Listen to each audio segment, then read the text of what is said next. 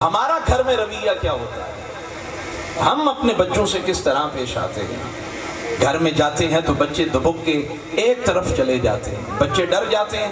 میں تو اکثر یہ پیغام سناتا ہوں، امام غزالی نے لکھا، دیگر کتب حدیث میں ہے، کتنا میٹھے لفظ ہیں، کتنے سونے لفظ ہیں۔ حضرت عائشہ فرماتی ہیں، ایک دن میں بیٹھی تھی، میرے حضور تشریف لائے اور پتہ ہے کیا فرمایا؟ میرے حضور نے فرمایا، عائشہ چلو نا، آج دوڑ لگاتے ہیں۔ آپ بیٹھے بھی ہیں یا نہیں بیٹھے؟ کیا فرمایا؟ آؤ نظر آج دوڑ لگاتے ہیں۔ سابقنی رسول اللہ صلی اللہ علیہ وآلہ وسلم فسبقتہ۔ حضرت عائشہ فرماتی ہیں، میں بھی پہلو حبیب خدا میں کھڑی ہو گئی، حضور بھی جلوہ فروز ہو گئے، پھر میں بھی دوڑی ہوں، سرکار نے بھی تیز قدم اٹھائے ہیں۔ لیکن وہ منظر بڑا نرالا ہوگا، حضور اپنی زوجہ کو خوش کرنے کے لیے، اس کے چہرے پہ ہنسی لانے کے لیے سرکار یہ طریقہ اختیار کر رہے ہیں۔ عرش فرش کے ماہی ہیں، ساری کائنات جن کے ابرو کے اشارے پہ چلے، وہ اپنی زوجہ کو خوش کرنے کے لیے، خوش طبی کے لیے یہ انداز اختیار کر رہے ہیں۔ آج گھر ٹوٹ رہے ہیں، آج طلاق کی شرح دیکھیں، عدالتوں میں جائیں، بیوی خامد پہ کیچڑ اچھال رہی ہے، خامد بیوی پہ کیچڑ اچھال رہا ہے، مرد عورت کا زندگی کا نظام نہیں چلا، وہ تو الگ ہو گئے، لیکن بچوں کی زندگیاں دو پہ لگ گئی۔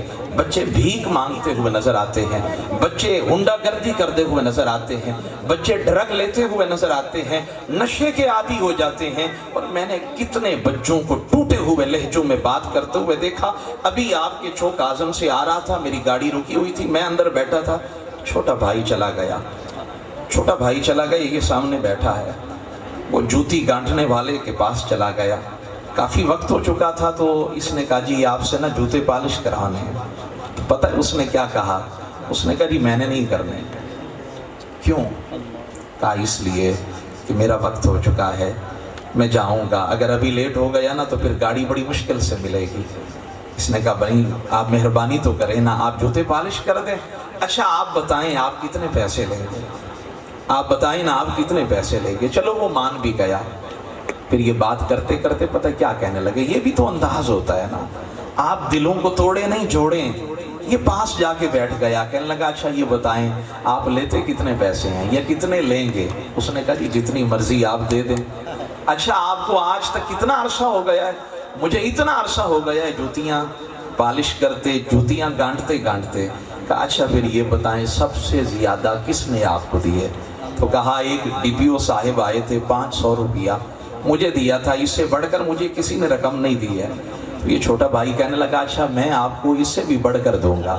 اس کے چہرے پہ جو چمک آئی، اس کے چہرے پہ جو رونق آئی، 500 روپیہ یہ خواب ہے، لوگوں کو کھانا نہیں ملتا ہے۔ آج میرے گھر کے اندر ایک مائی صاحبہ آ گئی اور رو کر دھاڑے مار کے کہنے لگی، پیچھے سے بھی 2 بچیاں ہیں، آگے شادی ہوئی ہے، وہاں بھی ایک بیٹا ہے ایک بیٹی ہے، اب خامد نے شرط لگا دی ہے، میرے گھر میں رہنا ہے تو ان بچیوں کو پیچھے چھوڑ کر آنا پڑے گا۔